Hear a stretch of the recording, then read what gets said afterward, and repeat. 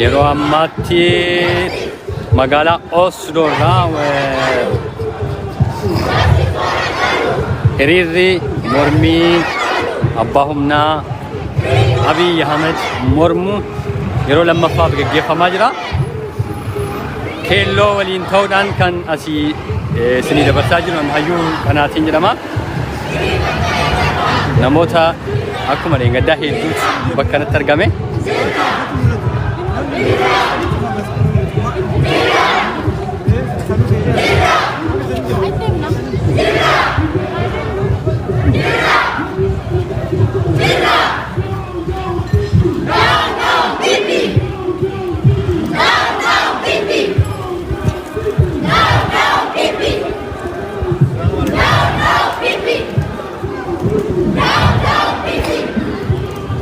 yeroo lammaffaaf Osloorraa ummati akkuma dheengaddaa kumaatamaan lakkaa'amu mormii isaa dhageeffachuu fi bakka kanatti wal argamee jira. Waan isaan jedhanii dhageessu.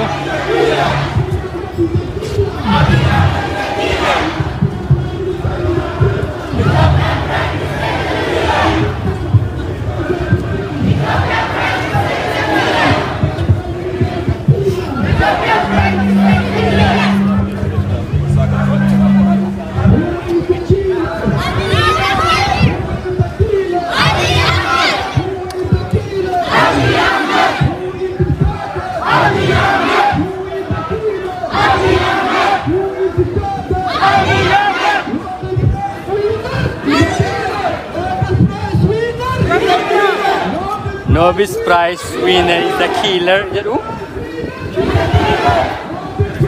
Osloon Nobel Prize Abiy Ahmed fuula keessas tokkodha.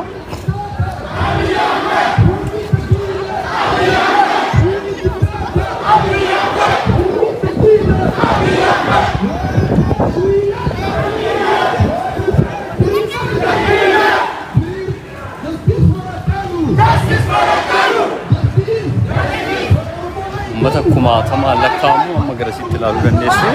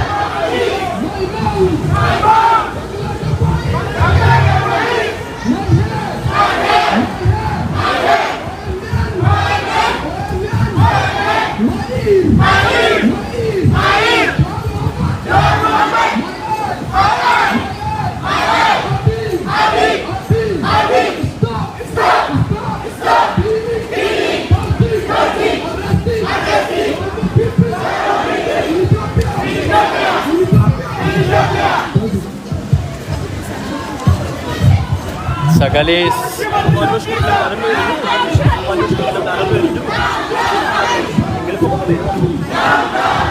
akkuma ilaalaa jirtanii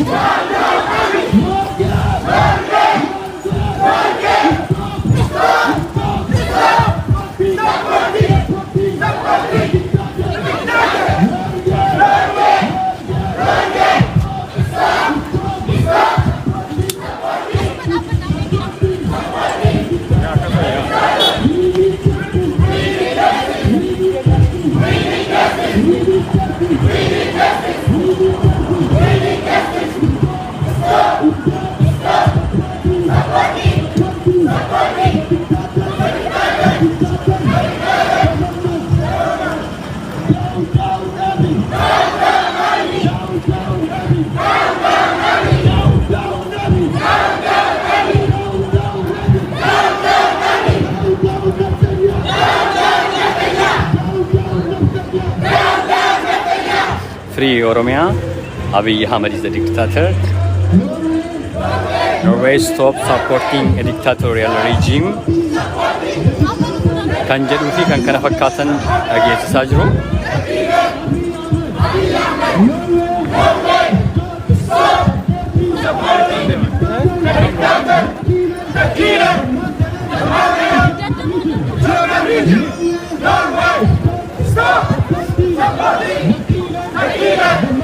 Uummata baay'ee hedduudha.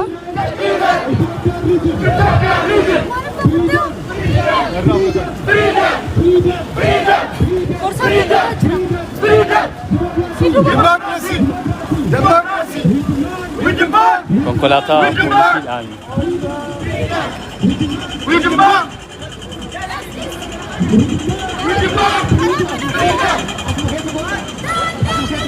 Down, Abiy.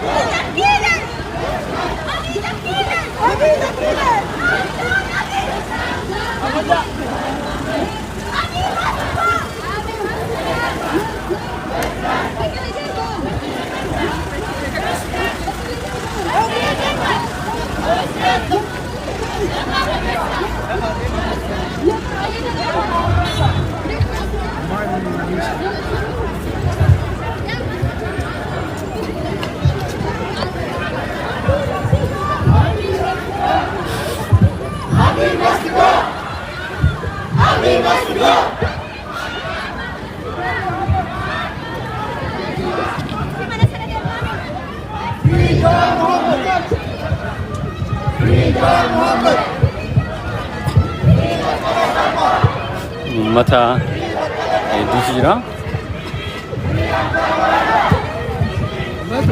Kamati galtu naguma.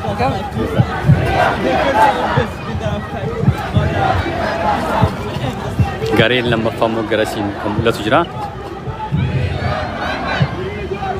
Gara kanaanis ilaaluu dandeessu. Fuulduraan makiinaa poolisiitu uummata dursaa jira.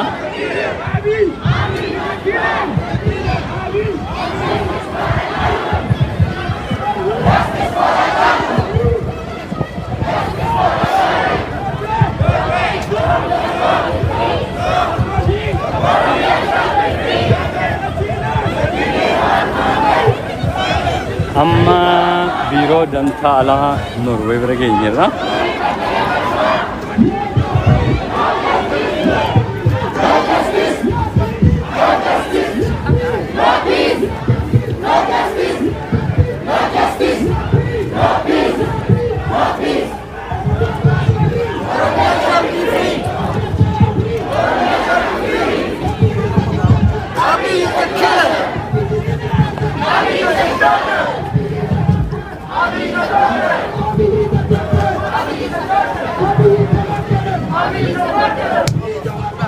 Free Jawar Mohammed!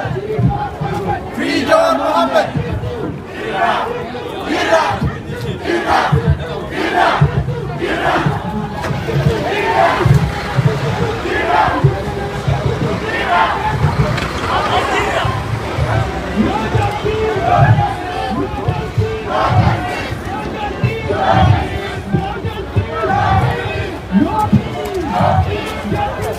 Mantap sih nggak ada.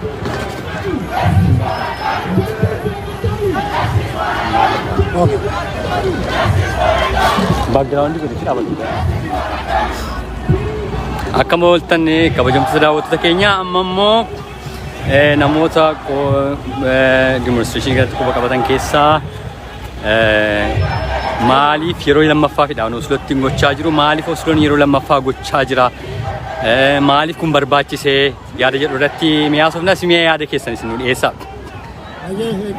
Galatoomii ayyuu dhugaadha akkuma jedhamu yeroo sadaffaadhaaf wal ga'uu keenya gaafa jalqaba akkuma Haacaaluu wareegameen walgeenyee ture yaadannoo isaatiif akka walga'iitti akka hiriira qodoon taane guyyaa itti aanutti hiriira guddaa akka Norweetti goone har'ammoo hiriira guyyaa lammaffaa akka yeroo sadaffaadhaaf argu keenya akka hawaasatti jechuudha.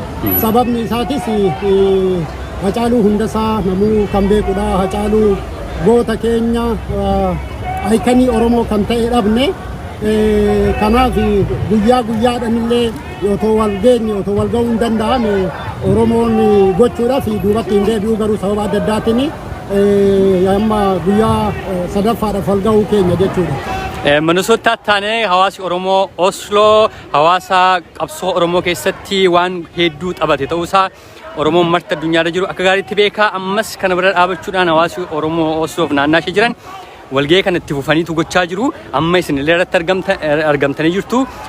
Noorweey illee mootummoota Itoophiyaa deeggaran keessaa mootummoota warra guguddaa keessaa isa tokkodha.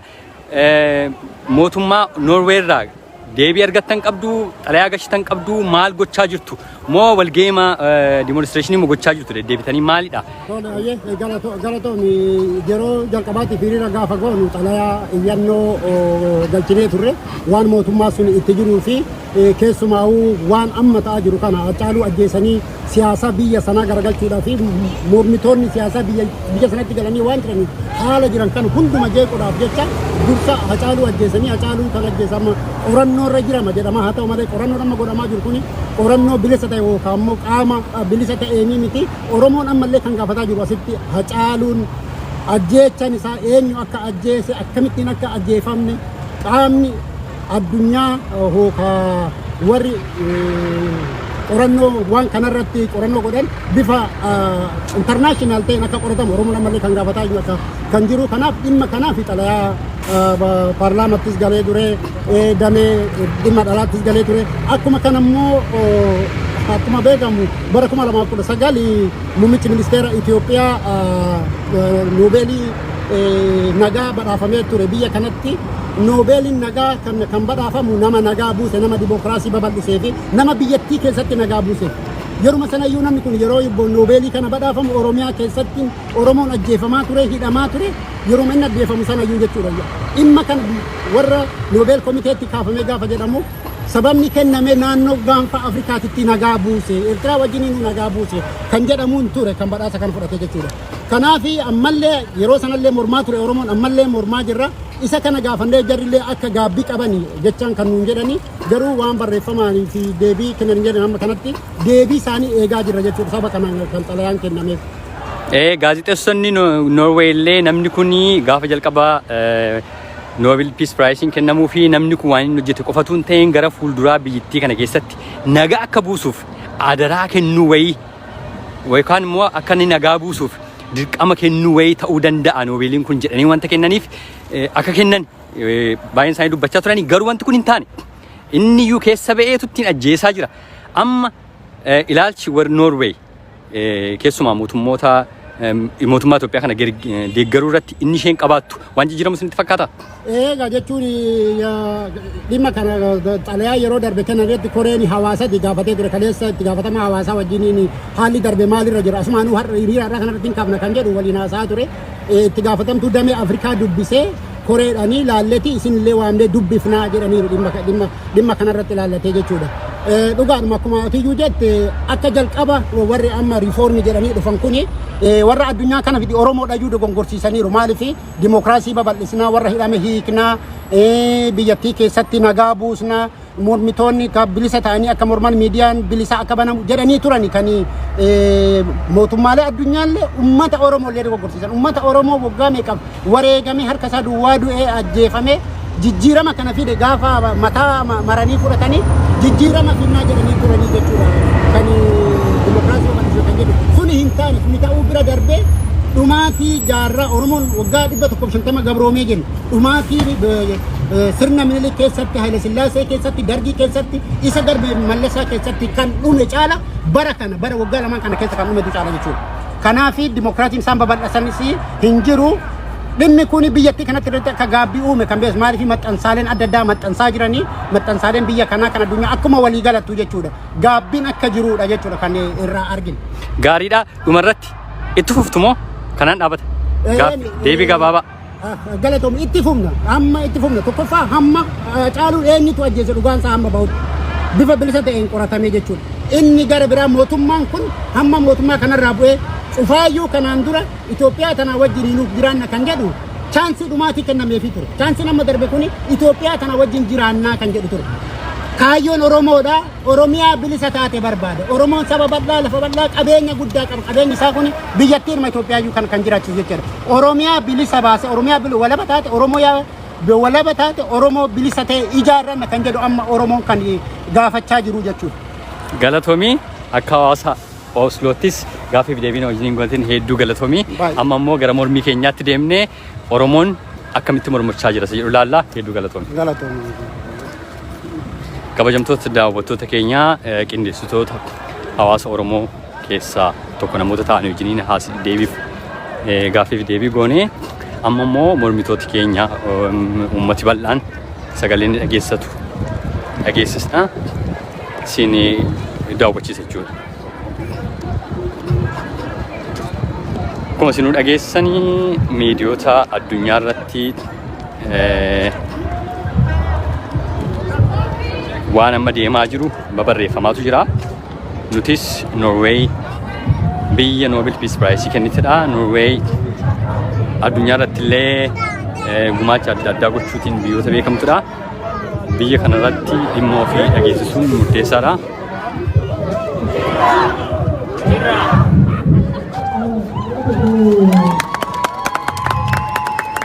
Kanaaf biyya kana biratti mormachuun sagalee ofii dhageessisuun dantaa Oromoo ol kaasanii dubbachuun hedduu barbaachisaadha. Kanaaf hawaasa Oromoo Osloos walgahii sagalee isaa dhageessichaa jira jechuudha. Amma waajjira dantaa alaa Norway fuuldura dhaabannaa fuuldura jira jechuudha. Itti fufnee isin daawwachiifna. Hedduu galatooma.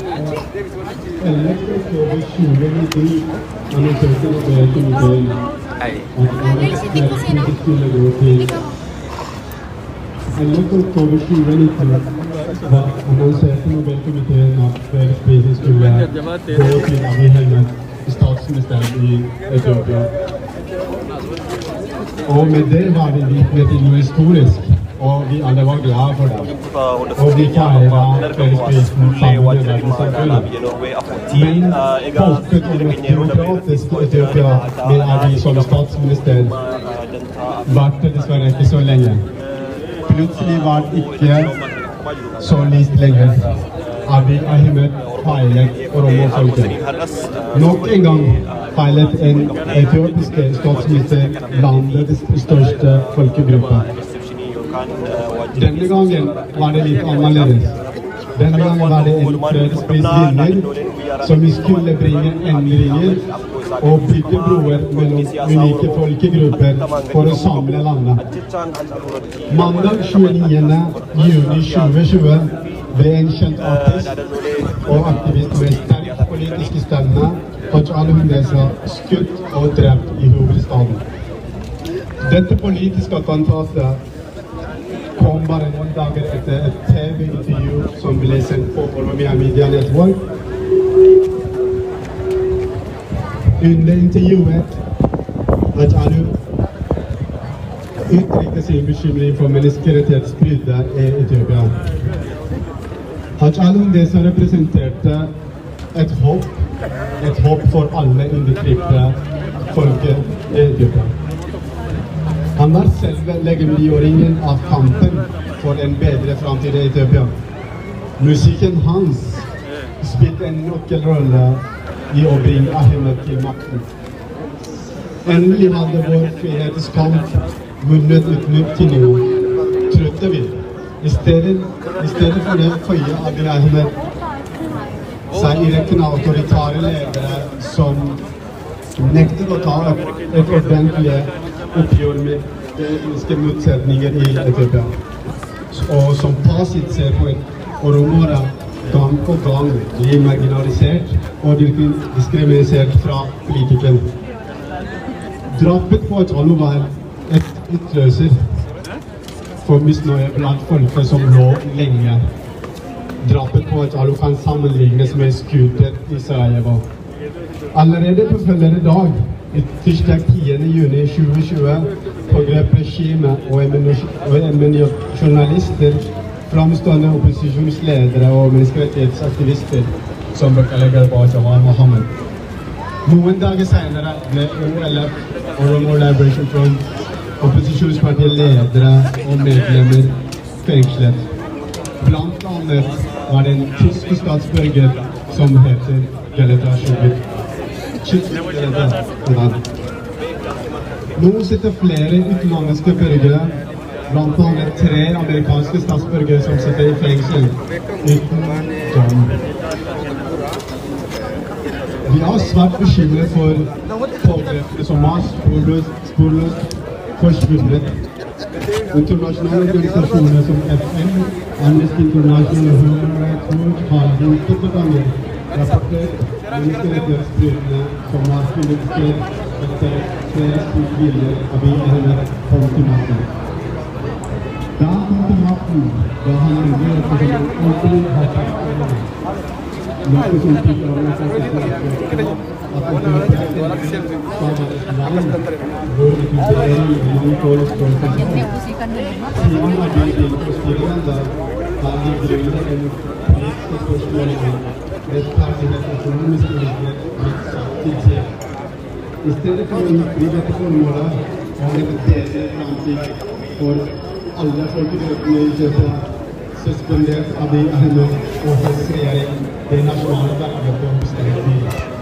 Dette har fått et konfliksjonell krise og usikkerhet for landets framtid. Dermed frykter vi at nåværende situasjon vil eskalere ytterligere. Vi mener Norge er et særlig ansvar da Norge er blant landene som støtter det etiopiske regimet økonomisk og politisk. Vi forstår at konflikten i Etiopia stiller Norge overfor politisk dilemma. Hva gjør man med Nobels kvinnene som i etterkant av menneskerettighetsbrudd? kabajamtoota daawwattoota keenya xalayaa barreessanii dhimma dantaa alaa Norweetti gashuuf jiran isinii dubbisaa jiru afaanuma Norweetiin kanaaf ani irraa fagaadhe maal akka ta'e xalayichi nama dubbisaa jiru irraa deebinee isin gaafannee isin dhageessifna. Med undertrykte folkegrupper og støttet frihetskamper over hele verden. Derfor mener vi Norge bør også støtte vår frihetskamp. Vi har en liste på 7 punkter som vi mener Norge kan gjøre og forbedre situasjonen i Etiopia akkurat det etiopiske regimet for å sikre at norske borgere som nå for tiden befinner seg i Etiopia er trygge. Sørge for et uavhengighet og forskning av drapet på vår arktis. Eegaatannoo booda deebinee walitti deebina.